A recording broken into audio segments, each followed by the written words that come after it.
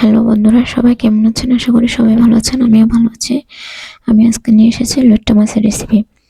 তো এখানে আমি 1 কিলো লইট্টা মাছ কেটে ধুয়ে পরিষ্কার করে রাখলাম। এখানে আমি ধনিয়া পাতা কুচি রাখলাম, তারপর কাঁচা মরিচ পেঁয়াজ কেটে রাখলাম।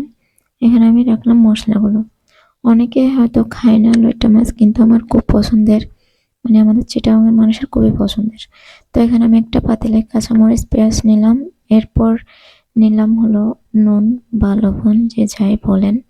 এরপর আমি এখানে নেব পরিমাণ মতো হলুদ। আমি এখানে 1 কিলো লইট্টা মাছের জন্য 1.5 চামচ হলুদ নিলাম। এরপর আমি এখানে নিলাম মরিচের গুঁড়ো। মরিচের গুঁড়োটা যে যেরকম ঝাল খান সেরকম দিবেন। আমি একটু ঝাল বেশিই খাই, তাই আমি একটু মরিচের গুঁড়োটা বাড়িয়ে নিলাম।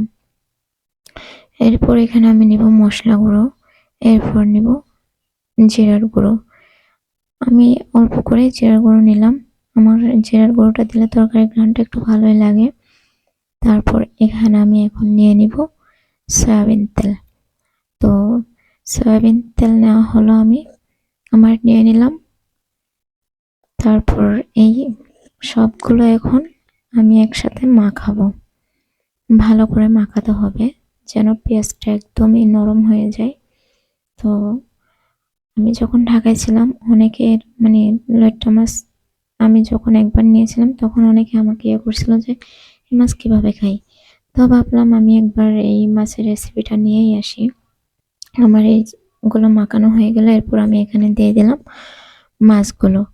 তো মাছগুলো দেওয়ার পর আমি মাছগুলো ভালো করে মাখিয়ে নিলাম। তো মাখিয়ে নেওয়ার পর এখানে আমি কিন্তু কোনো পানি ইউজ করব না, সম্পূর্ণ মশলা দিয়ে মাছটা মাখাবো ভালো করে।